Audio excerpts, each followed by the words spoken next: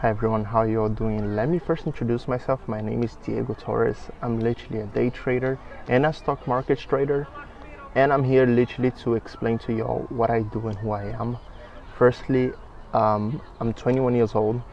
I know that you're gonna say that I'm just another guy who's trying to teach forex, but let me explain to you real quick what I do. I'm open. If you go to my Instagram page, it's link in my description right now. That's what I do. That's who I am. Simple, ethic, and I open up to everything you want to know. So if you want to see my real account, you're going to see it on my stories and on my posts. If you want to see my account balance, most likely you're going to see it on my Telegram. And if you want to see everything that I do, just follow me and ask me, because I'm going to be honest and open with y'all. I'm going to teach you management. I'm going to teach you day trading properly, because I know there's a lot of traders out there who's not going to teach you anything. And I'm going to teach you price action. None of that bullshit with stochastics, RSIs, and none of that. I'm gonna first teach you price action and then how you can use indicators to help you out.